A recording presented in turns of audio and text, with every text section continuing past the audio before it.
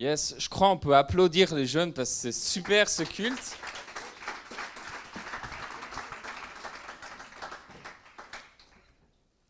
Donc ouais, Gérard et les responsables du groupe de jeunes m'ont demandé de venir prêcher à leur culte de jeunes. Mais dans notre église, en fait, à partir de 25 ans, on fait partie des vieux. Du coup, vu que je suis vieux, j'ai pris Chris avec moi parce que si on additionne, on prend la moyenne de nos deux âges, on est encore jeune. Donc voilà. Je voulais commencer par vous dire merci. Je ne sais pas si tu peux mettre la photo. Ça va arriver. Ça fait 4 ou 5 ans que votre Église nous soutient dans notre ministère par la prière, mais aussi financièrement. Et je suis là pour vous dire merci, parce que notre ministère commence à porter du fruit. Je vous propose les jeunes de vous lever. On peut les applaudir.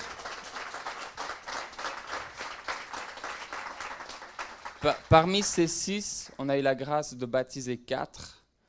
Ils sont tous engagés dans l'église, dans le conseil ou dans le groupe de jeunes.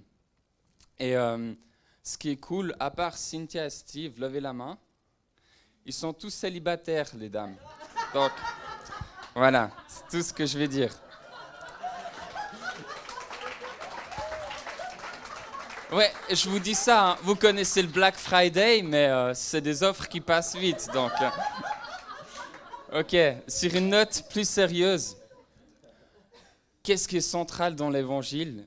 Tu peux passer à la prochaine slide, c'est que Dieu parle.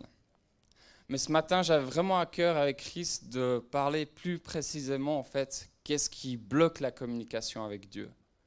Parce que très souvent, ça nous arrive qu'on n'entend pas Dieu.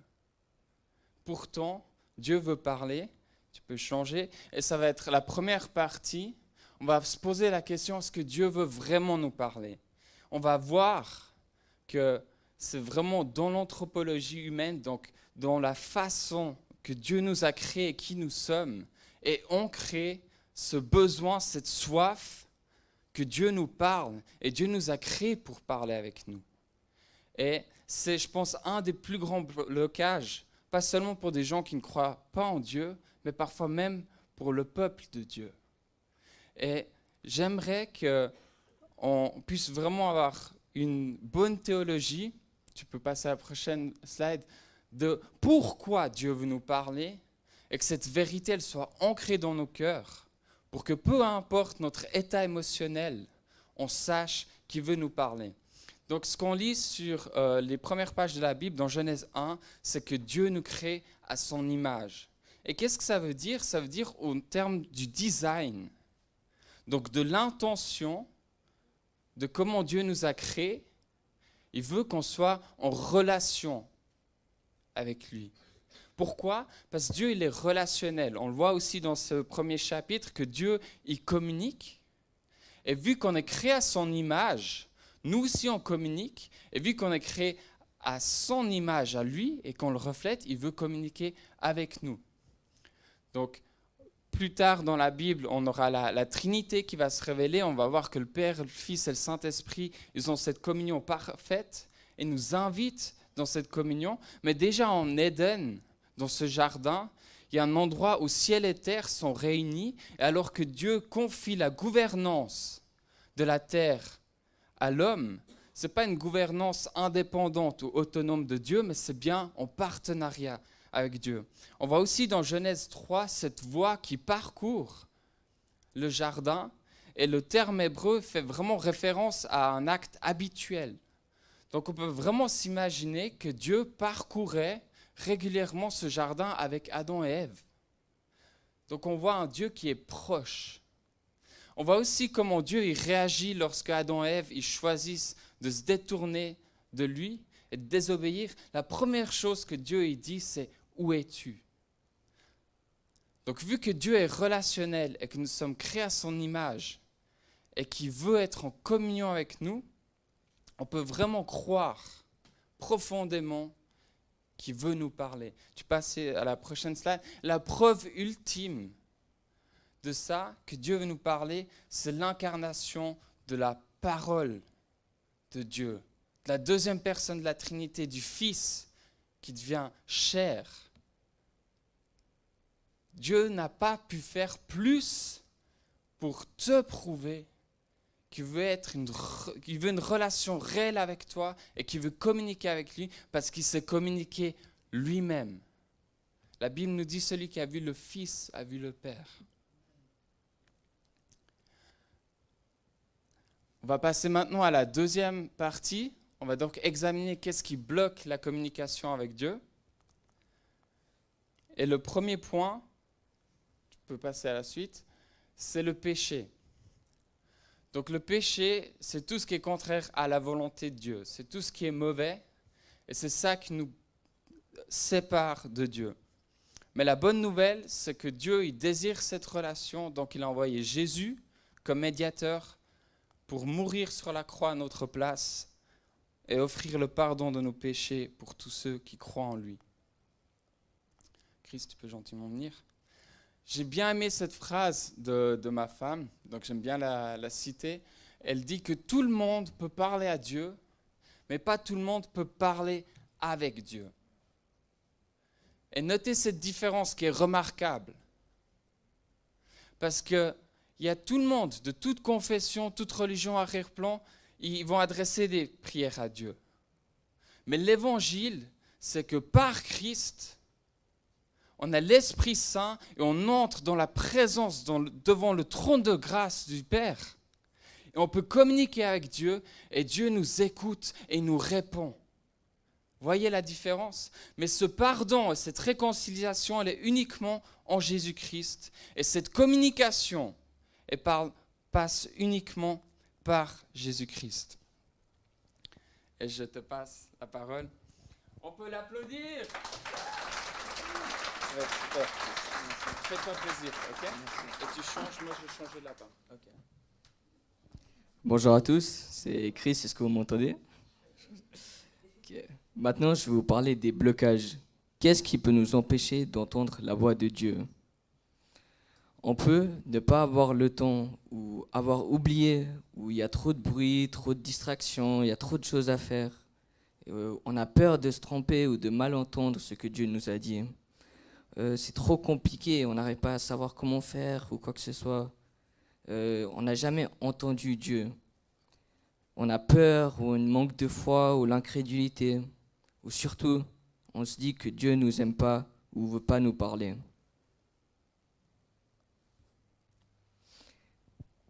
Maintenant, je vais vous dire point par point. Je vais commencer avec les excuses. Les excuses qu'on n'a pas le temps ou qu'on a oublié, ou il y a trop de bruit, trop de distractions et des choses comme ça. Je vais donner des solutions. Numéro 1, c'est qu'on peut remplacer les loisirs. Par exemple, je ne vous dis pas de plus regarder de films ou de séries ou jouer au foot ou quoi que ce soit. Mais à la place, par exemple, si vous voulez regarder 2 épisodes d'une série, vous regardez qu'une seule. Et après, le reste, vous passez du temps avec Dieu. Ou sinon, vous pouvez vous lever plus tôt. Par exemple, à la place de se lever à 7h30, vous vous levez à 7h pour passer 30 minutes avec Dieu.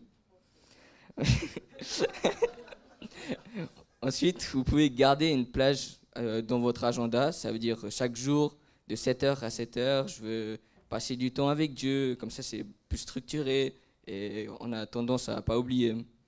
Ou sinon, vous pouvez éteindre votre téléphone. C'est vraiment le plus grand distraction de notre génération, le téléphone. Et vous pouvez utiliser une Bible en papier. Parce que la Bible en papier, il n'y a pas de distraction. On reste vraiment sur le but, on lit et c'est bien. Et pour la prière, ce que vous pouvez faire, c'est si vous perdez dans vos pensées, vous commencez à prier, mais après là, il y a plein de choses qui viennent dans votre tête, c'est de prier à haute voix. Comme ça, vous restez cadré dans ce que vous dites et de votre relation avec Dieu. Ensuite, les fausses croyances. La manque de foi, la peur, c'est trop compliqué, je ne sais pas comment faire, je n'ai jamais entendu Dieu, ou que Dieu ne nous aime pas ou pas parler avec nous. Il y a 3 points. Numéro 1, c'est l'attitude. On doit changer notre attitude. On doit s'attendre à ce que Dieu veut nous parler. On doit vraiment se mettre à l'écoute, à attendre que Dieu nous parle. Ensuite, on doit revoir et remplacer nos fausses croyances au sujet de Dieu en étudiant sérieusement la Bible. Ensuite, il y a le renouvellement de l'intelligence par le Saint-Esprit. On doit demander au Saint-Esprit de l'aide. Ensuite, il y a des mensonges par rapport à ce qu'on croit. On ne sait pas comment faire ou c'est trop compliqué. Mais la Bible nous dit, mais toi, quand tu pries, entre dans ta chambre, ferme ta porte et prie ton Père, qui est là, dans le ciel secret. Et ton Père qui voit dans le secret te rendra. Matthieu 6,6. Ensuite, un autre mensonge, c'est que Dieu ne veut pas me parler. Mais c'est faux, parce qu'on a été créé à l'image de Dieu. Et Dieu, c'est un Dieu relationnel qui nous aime et qui aime communiquer, avoir une relation avec nous, parler comme n'importe qui. Ensuite, je suis un être spirituel qui a été fait pour entrer en contact avec Dieu. C'est notre fonction, notre design. Dieu ne m'aime pas. C'est complètement faux. La Bible nous dit, voici comment Dieu prouve son amour envers nous. Alors que nous étions encore des pécheurs, Christ est mort pour nous. Romains 5,8. Est-ce que tu savais que si tu étais la seule personne sur la terre, Jésus serait quand même venu sur terre, mourir sur la croix juste pour toi? Est-ce que ce n'est pas une preuve d'amour? Ensuite, nous devons aussi faire attention à des choses où Dieu m'a dit. Ton sentiment, ce n'est pas le Saint-Esprit. Tu n'es pas trop fatigué pour aller à l'église. Dieu, il ne t'a pas dit de quitter ton conjoint. Tiens tes engagements, que ton oui soit un oui. Tu n'utiliseras pas le nom de l'Éternel, ton Dieu, à la légère, car l'Éternel ne laissera pas impuni celui qui utilisera son nom à la légère. Exode 27. Maintenant, on va passer à la troisième partie. Que faire quand Dieu me parle? Mets en pratique. C'est pourquoi toute personne qui entend ces paroles que je dis et le met en pratique, je la comparerai à un homme prudent qui a construit sa maison sur le rocher. La pluie est tombée, les torrents sont venus, les vents ont soufflé et se sont déchaînés contre cette maison. Elle ne s'est pas écroulée parce qu'elle a été fondée sur le rocher. La personne qui entend ces paroles que je dis et ne les met pas en pratique ressemblera à un fou qui a construit sa maison sur le sable. La pluie est tombée, les torrents sont venus, les vents ont soufflé et se sont abattus sur cette maison. Elle s'est écroulée et sa ruine était grande. Matthieu 7, 24. Voici quelques empêchements qu'on peut avoir pour mettre en pratique. On a oublié ce que Dieu nous a dit, ou nos envies personnelles vont contre ce que Dieu nous a dit, ou on n'arrive pas à comprendre, on n'est pas très sûr, c'est ça que Dieu nous a dit, ou on a peur de mettre en pratique parce que ça nous coûte quelque chose. Je vais aller point par point, on va commencer avec l'oubli. Ce qu'on peut faire pour se rappeler de ce que Dieu nous a dit, c'est l'écrire ou parler à quelqu'un. Parce que même si tu l'oublies, le plus de personnes qui connaissent, le mieux c'est, le plus de personnes ils savent. Ensuite, on peut aussi demander de l'aide à quelqu'un qui est peut-être plus expérimenté dans ce domaine, à ton pasteur ou à une de tes frères et sœurs de l'église ou quoi que ce soit pour qu'il t'aide. Ou même à Dieu, au Saint-Esprit. Ensuite, le moi vs Dieu, mes envies contre la volonté de Dieu.